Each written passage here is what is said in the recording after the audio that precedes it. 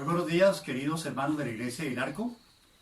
Es una alegría y un placer reunirnos en este santo día del Señor, a pesar del aislamiento en el que se encuentra el mundo.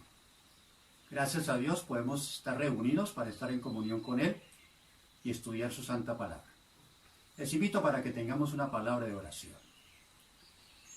Bendito Padre Celestial, te damos gracias, Señor, porque grandes son tus esfuerzos para poder estar con tu iglesia en estos días tan difíciles, de tanto conflicto, de tanta necesidad. Pero que a través de tu Santo Espíritu, Señor, tú nos bendices y nos guías a través de tu palabra. Pedimos, Dios Señor, que en estos momentos, que al abrir tu santa palabra, tú hables a nuestras mentes, nuestros corazones, nos des mucha paz, mucha fe y la seguridad, Señor, de que pronto todo esto pasará y estaremos reunidos para siempre contigo. Ya nunca nos separaremos. Tómanos como tuyos, bendícenos en este día, en el nombre del Señor Jesucristo. Amén. Les invito para que allí donde están, tomen su Biblia y juntos busquemos el Evangelio según San Mateo. San Mateo capítulo 11, el versículo 29. Dice la palabra de Dios: llevad mi yugo sobre vosotros y aprended de mí, que soy manso y humilde de corazón, y hallaréis descanso para vuestras almas, porque mi yugo es fácil y ligera mi carga. Personalmente pienso, mis queridos hermanos, que esta declaración del Señor es muy oportuna para los días en que estamos viviendo. Necesitamos aprender a descansar en el Señor. Y descanso no necesariamente tiene que ver con que no haya problemas, que no haya conflictos o dificultades. Cuando los apóstoles pasaron por la experiencia del mar agitado como estaba por la tormenta, ellos se preocuparon, se llenaron de ansiedad y desesperación. Pero Jesús descansaba en la seguridad de las promesas de su Padre. Hay conflicto en el mundo, e irá en peor ese conflicto. Pero no tenemos por qué salir del reposo.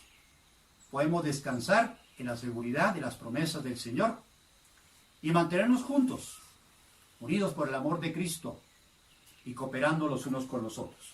El Espíritu de Profecía nos dice, hermanos, que el yugo es un instrumento de servicio. Voy a leer de Ciudad de las Gentes, página 296. Se enyuga los bueyes para el trabajo. El yugo es esencial para que puedan trabajar eficazmente. Por esta ilustración, Cristo nos enseña que somos llamados a servir mientras dure la vida. Hemos de tomar sobre nosotros su yugo, a fin de ser colaboradores suyos. El yugo que nos liga al servicio es la ley de Dios, escrita en el corazón. Es la que liga al obrero humano, a la voluntad de Dios. Cuando el agricultor hacía uso del yugo, solía tener a uno de ellos con más experiencia, veterano en el arte de hacer surcos rectos y eficaces. Pero al lado de él solía colocarse un buey de menor experiencia, inexperto. Se les colocaba el yugo y era el de mayor experiencia el que dirigía al menor. A pesar de la insatisfacción, desagrado que el buey menor podía tener, el yugo mayor lo obligaba a ir por el camino correcto y cumplir con el trabajo que debía cumplirse. Así que ese buey de menor experiencia aprendía a servir eficazmente, aprendía a hacer su trabajo de una manera efectiva, gracias al yugo que llevaba. Esa es nuestra experiencia en este mundo, hermanos. Jesús es nuestro hermano mayor. experimentado en quebranto, varón de dolores, lleno del Espíritu Santo, lleno de sabiduría, está dispuesto para llevar con nosotros el yugo. Nosotros, carentes de experiencia, carentes de sabiduría, necesitamos su ayuda. Y necesitamos servir eficazmente como lo hace el buey menor. Y de esa manera transitar por este mundo aprendiendo lo que es el servicio mientras que el Señor regresa por nosotros. No podremos marchar de este mundo, hermanos, sin haber aprendido a servir al Señor. Esa es una ley ineludible. Cuando nosotros nacemos al Evangelio, a la vida nueva, nacemos para servir. Por eso es que el propósito de la verdadera educación es la enseñanza del servicio. Y el Señor Jesús desea enseñarnos. Como nos dice el texto, aprended de mí, que soy manso y humilde de corazón, y hallaréis descanso. Quiere decir con esto el Señor que el descanso solamente se logra cuando yo aprenda de Él lo que es ser manso y humilde. Quiero que dediquemos el tiempo que nos resta para estudiar por lo menos una de estas virtudes. La mansedumbre. La mansedumbre. Me gusta la definición de mansedumbre que dice que es renunciar a nuestros derechos, dejándolos en las manos de Dios, para salir en defensa de los de Él. Es una renuncia lo que se produce en el corazón humano para dejar en manos de Dios todo lo que tiene que ver con el acontecer de nuestros días. Solamente así podremos aprender a descansar en el Señor. Pero veamos un poquito en detalle lo relacionado con esta virtud, la mansedumbre, y cómo es que en el huerto del Edén se echó a perder tan valiosa virtud.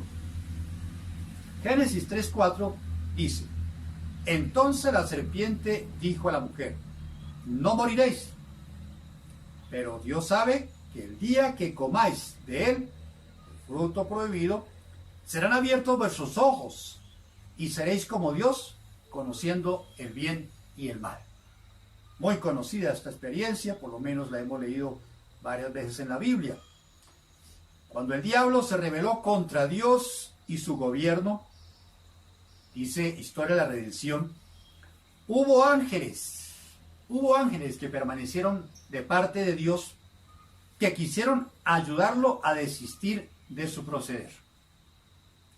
Pero el diablo arguyó que él conocía perfectamente la ley, que Dios no podía perdonarlos, y dijo que la única salida que les quedaba a él y sus seguidores era declarar su libertad y obtener por medio de la fuerza los derechos que no se les quiso otorgar de buen grado. Esto también está en Deseado a la Gente, es página 18. ¿Qué derechos es a los que se refiere el diablo? ¿Qué derechos son los que según él le fueron negados en el cielo? Continúa diciendo la cita, hermanos. Pero permitieron, Satanás y los ángeles rebeldes, que el orgullo, el amor a su jefe y el deseo de libertad ilimitada los dominasen por completo. Y los ruegos del amor y la misericordia divinos fueron finalmente rechazados. Aquí podemos ver, como lo dice la inspiración, que dos derechos se estaban reclamando, por lo menos el diablo, Lucifer, en el cielo. Uno de ellos, libertad sin límites. Él no quería estar sujeto a leyes y a ordenanzas. Él pensaba que por sus capacidades, su sabiduría y su habilidad, no requería de esos delineamientos. Quería su libertad ilimitada. Y lo segundo, ser semejante a Dios, conociendo el bien y el mal. El espíritu de profecía, hermanos, dice que exactamente esa fue la metodología, la estrategia que siguió el diablo cuando intervino en el huerto del Edén. Así le dijo a la mujer. Cuando le dice que podría ser como Dios, sin restricciones de ninguna manera en sus acciones, sus pensamientos, sus deseos, no está haciendo otra cosa que incitándola a una libertad sin límites. ¿Cómo se llama la libertad sin límites? Libertinaje. El libertinaje es eso, libertad sin límites. Y eso vino e inculcó en el corazón de nuestros primeros padres el deseo de poder gozar de una libertad sin límites. Ahora, pensar en una libertad sin límites, ¿estamos pensando en qué? En eliminar las leyes, eliminar las ordenanzas, eliminar los mandatos. Es decir, fue un ataque frontal contra la ley de Dios. Ahora, si el diablo atacaba la ley de Dios, estaba atacando directamente a Dios, porque es que la ley es el reflejo perfecto, es la revelación perfecta del carácter de Dios. Esa fue la intención del diablo. Y, tristemente, nuestros primeros padres sucumbieron. Isaías 14:14 dice, revela los deseos del corazón del diablo. Sobre las alturas de las nubes subiré y seré semejante al Altísimo. Dos cosas tenían frustrado al diablo. Dos cosas lo tenían desesperado, amargado. El que no podía ser libre y hacer lo que él quisiera, o por lo menos alcanzar lo que solamente Dios podía alcanzar en su vida, y que no podía llegar a ser semejante a Dios porque tonta, neciamente había ignorado que siendo una criatura, es decir, un ser creado, jamás podría ocupar el lugar de Dios. La misma oferta, decimos, hizo a Eva en el huerto de Edén.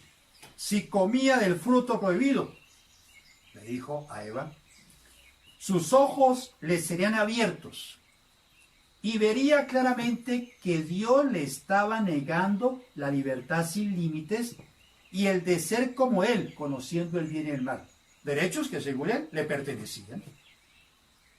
Era una arbitrariedad de parte de Dios, una injusticia estar negando eso a sus hijos, cuando eso era fundamental, vital para su felicidad y, lógicamente, su servicio en el cielo. Mis hermanos, dice el Espíritu de Profecía, Patriarcas y Profetas, página 34. ¿No oímos hoy día razonamientos semejantes?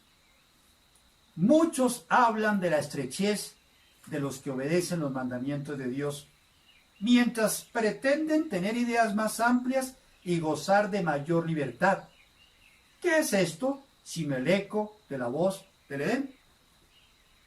Recordemos, la mansedumbre es la determinación personal de renunciar a mis derechos, para ponerlos en manos de Dios y salir en defensa de los derechos de Dios. Por eso estamos hablando aquí de derechos. El diablo reclamó derechos en el cielo que no existían, que no eran necesarios, porque estaba garantizada la felicidad, el bienestar y la vida eterna para estos criaturas. Y fracasó en su pretensión. Por lo menos hoy cree tener libertad sin límites. Sus ángeles de igual manera. Pero pronto verá que fue absurda su solicitud. Inducidos por las mentiras del diablo, Adán y Eva salieron en defensa de sus derechos. El diablo dijo que estos eran nuestros derechos, salieron en defensa de ellos, pisoteando los derechos de Dios. Pisoteando los derechos de Dios. No le importó cómo podría afectar a Dios esa exigencia, esa demanda. No les interesó.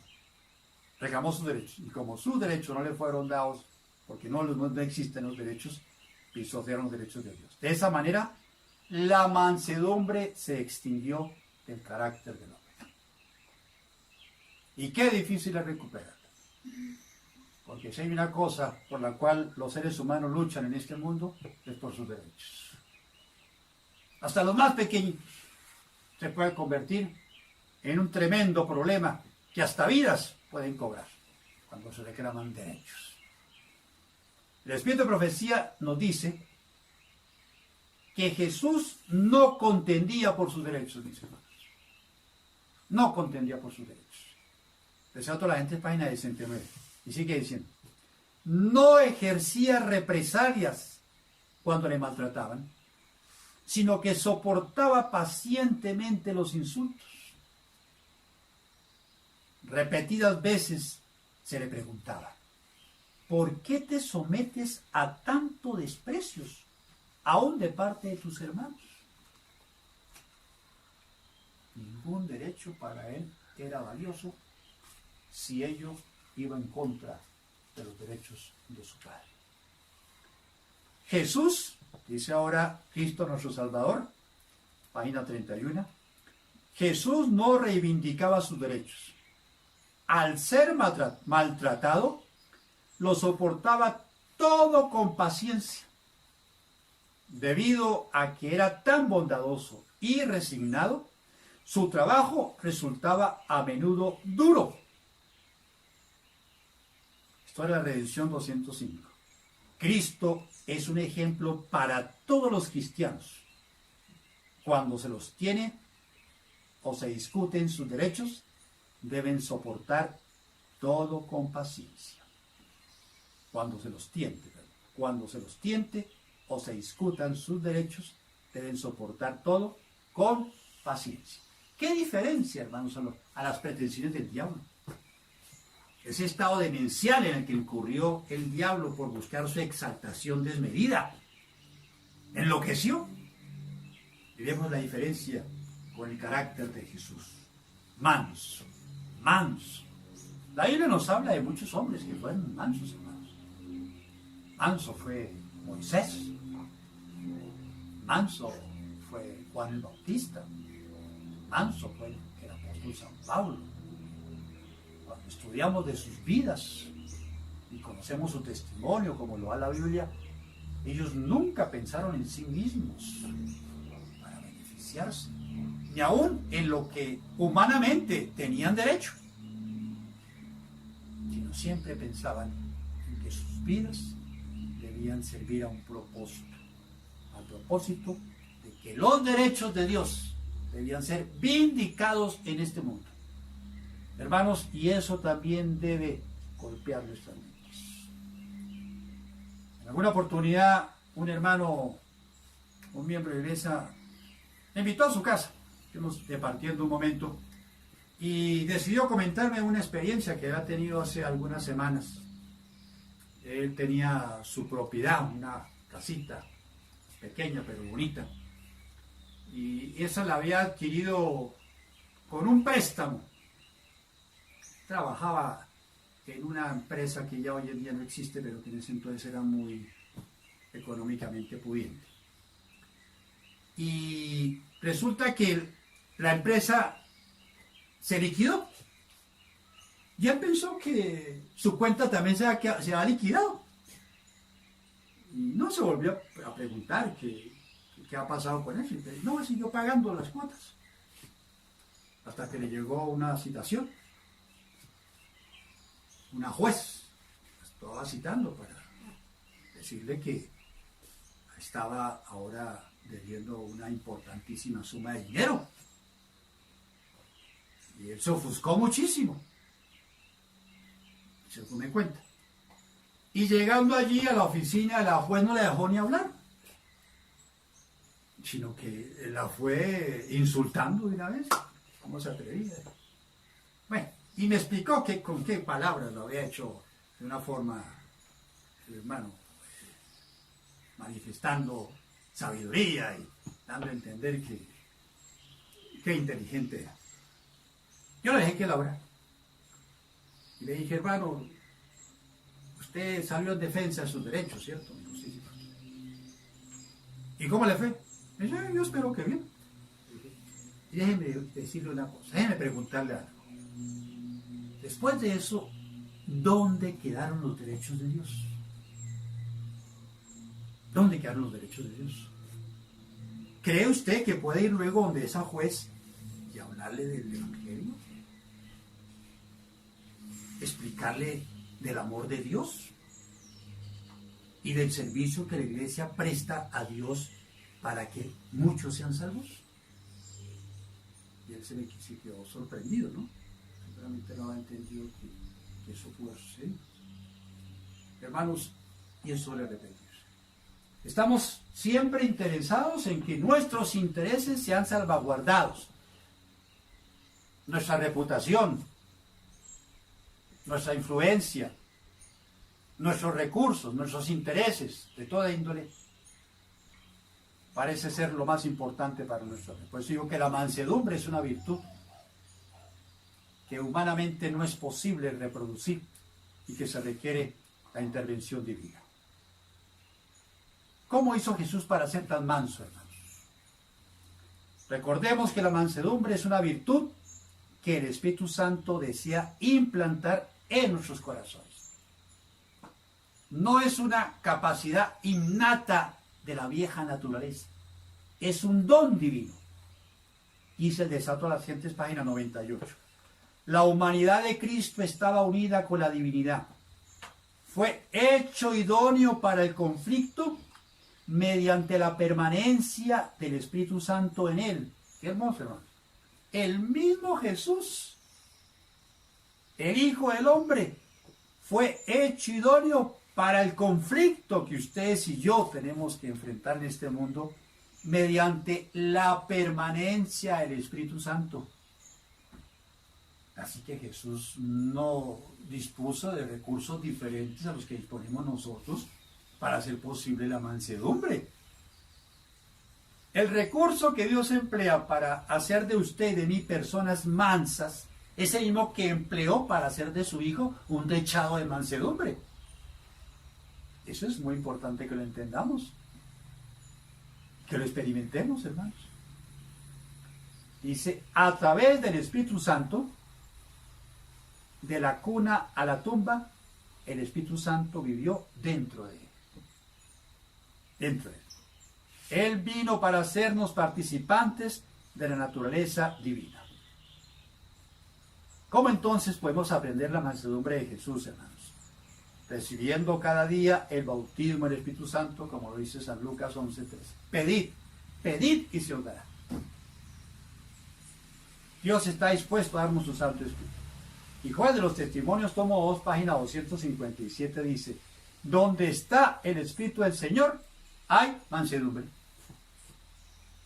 Por lo tanto, cuando examinamos nuestras vidas, vemos que esa virtud mediante la cual estamos dispuestos a renunciar a nuestros derechos, todo por el amor a Dios y sus derechos, necesitamos ver que el Espíritu Santo necesita estar en nosotros para eso.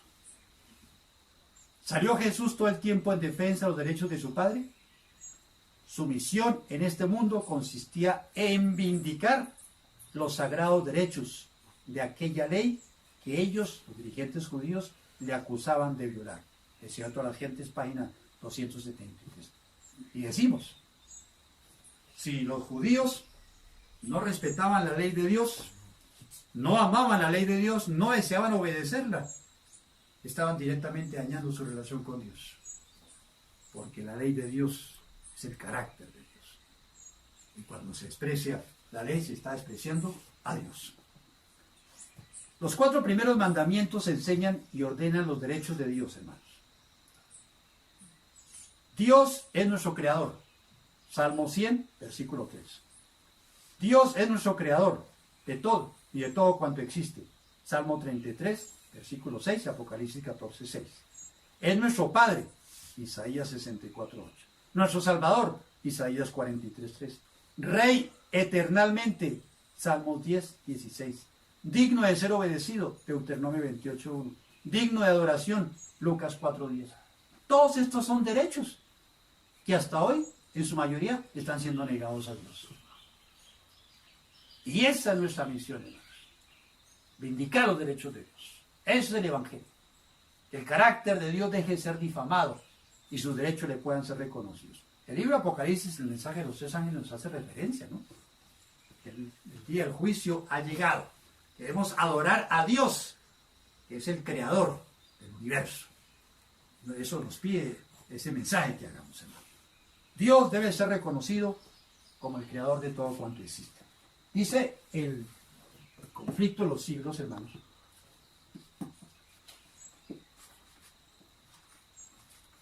que tiene que ver con los derechos de Dios, hermano. Con los derechos de Dios.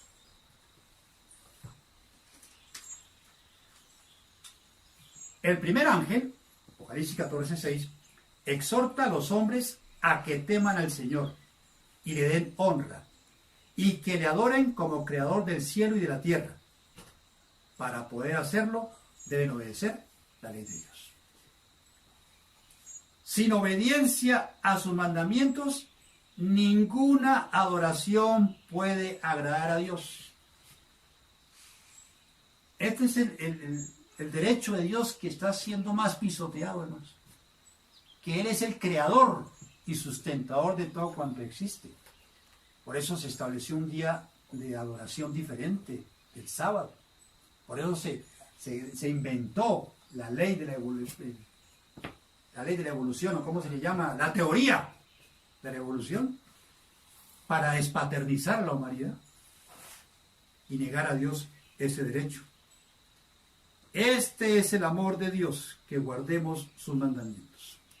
Oiga, Señor, el deber de adorar a Dios estriba en la circunstancia de que Él es el creador. Es su derecho que lo adoremos porque Él es nuestro creador y que a Él es a quien todos los demás seres deben su existencia. Cada vez que la Biblia presenta el derecho de Jehová a nuestra reverencia de adoración, con preferencia a los dioses los paganos, menciona las pruebas de su poder creador. Dice el Salmo 96:5, todos los dioses de los pueblos son ídolos, mas Jehová hizo los cielos.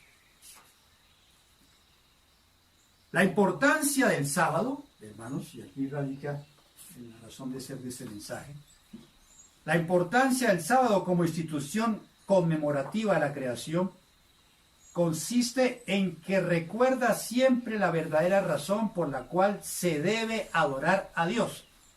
Qué importante es que entendamos eso, hermanos. Repito, la importancia del sábado como institución conmemorativa de la creación consiste en que recuerda siempre la verdadera razón por la cual se debe adorar a Dios. Ese es su derecho. Ese es su derecho. Porque Él es el creador y nosotros somos sus criaturas. Por consiguiente, el sábado forma parte del fundamento mismo del culto divino, pues enseña esta gran verdad del modo más contundente, como no lo hacen ninguna otra institución. El verdadero motivo del culto divino, no tan solo del que se atribuía en el séptimo día, sino de toda adoración, reside en la distinción existente entre el Creador y sus criaturas. Este hecho capital no perderá nunca su importancia, ni debe caer nunca en el olvido. Es decir, para que esta verdad no se borrara nunca de la mente de los hombres, Dios instituyó el sábado en el Edén, y mientras el ser Él, nuestro Creador, siga siendo motivo para que le adoremos, el sábado seguirá siendo señal conmemorativa de Dios. Mis hermanos, estamos entrando en el pequeño tiempo de angustia. Las señales de los tiempos, los acontecimientos que a nivel mundial se están cumpliendo, así nos lo indica. Cada enseñanza que encontremos en este libro debería ser atesorada, memorizada y recordada, porque eso nos va a ayudar para el tiempo de angustia. Para el tiempo de angustia. Voy a leer unos pasajes, hermanos, de este valioso libro. Capítulo 10. Recomiendo que lo leamos por completo. Hoy no lo vamos a hacer porque el tiempo no va para eso. Voy a leer algunas partecitas nomás. Mire cómo dice aquí. Los protestantes de los Estados Unidos serán los primeros en tender las manos a través de un doble abismo al espiritismo y al poder romano. Y bajo la influencia de esta triple alianza, ese país marchará en las huellas de Roma, pisoteando ¿qué cosa? Los derechos de la conciencia. Una vez más, el diablo va a golpear los derechos. Y si usted y yo no aprendemos la mansedumbre, ese golpe nos va a tirar al suelo. Quizás de eso no podamos levantarnos. Sigue diciendo en la página 150. Cuando seamos llevados ante los tribunales, tendremos que renunciar a nuestros derechos. Me tomé el trabajo de bajar por internet los derechos humanos. 30 declaraciones del derecho de los humanos. Importante. Todo eso va a ser pisoteado pronto. Todo eso. Qué bueno que lo leyésemos para que caigamos en cuenta cuando sucedan las cosas. De que a pesar de que hubo un tiempo en que estos fueron mis derechos, ya no lo son. Ya no lo serán. Continúe diciendo. No estamos pidiendo que se reconozcan nuestros derechos, sino que se reconozca el derecho de Dios de recibir nuestro servicio. Esa va a ser nuestra lucha. Con nosotros pueden hacer lo que quieran. Y para eso hay que prepararnos, hermanos. El libro nos dice, ¿qué perderemos? ¿Qué se nos quitará? ¿A dónde seremos arrojados? El amor propio y el ego serán tremendamente golpeados. Si yo le he aprendido del Espíritu Santo a la mansedumbre, hermanos, seguramente no voy a pasar ni siquiera por el pequeño tiempo de angustia. ¿Está bien? Continúa diciendo, todo el que en ese día malo quiera servir sin temor a Dios, de acuerdo con los dictados de su conciencia, necesitará valor, firmeza y conocimiento de Dios y de su palabra. Porque los que sean fieles a Dios serán perseguidos, sus motivos serán condenados, sus mejores esfuerzos serán desfigurados y sus nombres serán denigrados.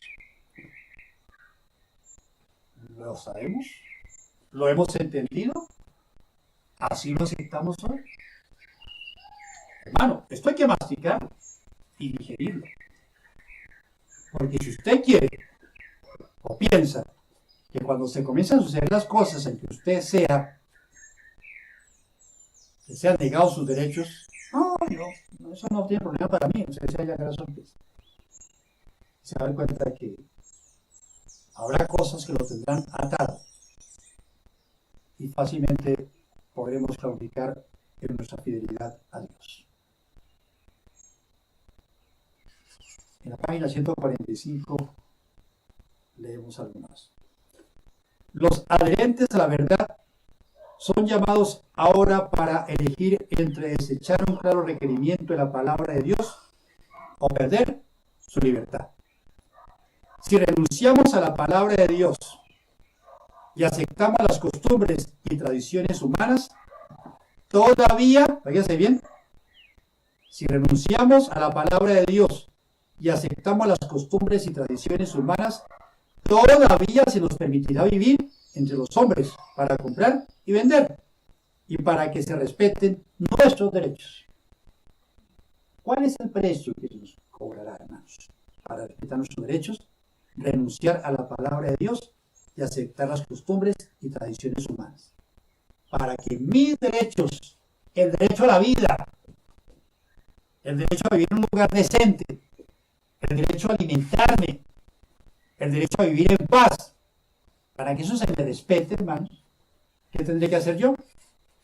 Renunciar a la palabra de Dios y aceptar las costumbres y tradiciones humanas. Pero si mantenemos nuestra lealtad a Dios, debe ser a expensas de nuestros derechos entre los hombres. ¿Está claro? Si mantenemos nuestra lealtad a Dios, debe ser a expensas de nuestros derechos entre los hombres.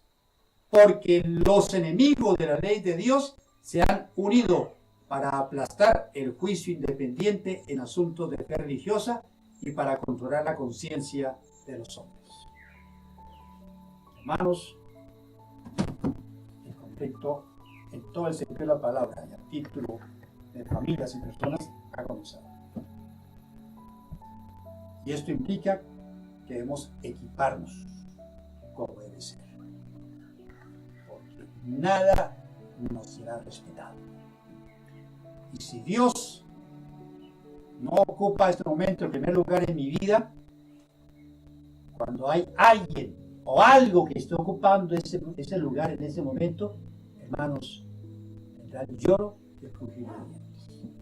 Porque entenderemos que estamos siendo rebeldes para Dios y contra Dios, pero no podremos evitarlo, porque habrá sentimientos, habrán afectos, habrán emociones que entrarán en conflicto con nuestra decisión de servir a Dios. Eso hay que desarrollarlo hoy. No se requiere, hermanos, entrar en penitencia para lograrlo, no. Se trata más oración, más comunión con Dios, entendiendo cuán vulnerables podemos ser ante las circunstancias, tal como declara el Espíritu de profecía. Que el Señor los bendiga, mis hermanos. Que el Señor nos ayude a entender ahora, cuando todavía es tiempo, y comencemos a trabajar en función de esa realidad que pronto afectará nuestras vidas. Cristo viene pronto. La victoria nos ha sido asegurada. Hay un lugar para nosotros y nuestras familias en el cielo. Pero antes de que eso nos sea otorgado, antes de que esos derechos concedidos por Dios nos sean entregados, tenemos que cumplir una misión aquí. Y es hacer frente al mundo que se ha propuesto a negar los derechos del Señor. Y si hay que sellar nuestra lucha con la vida, que así sea.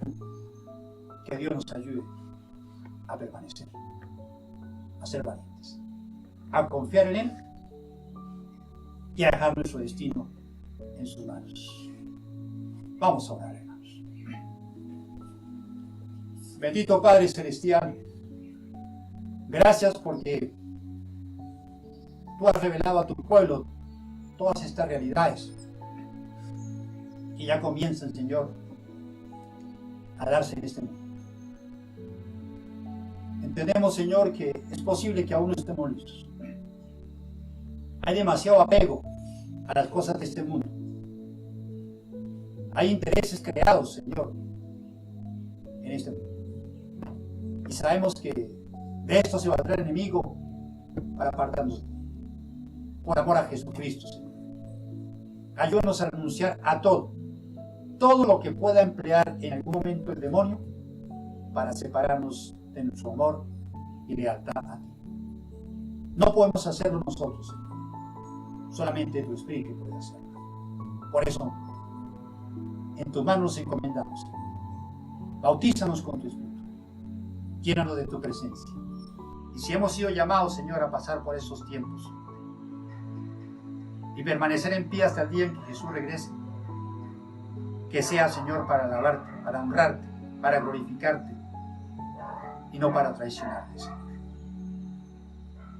En tu mano nos colocamos. En el nombre y por los méritos de Jesucristo. Amén, Señor. Amén. Feliz sábado, mis hermanos. Dios me les bendiga. Hasta pronto.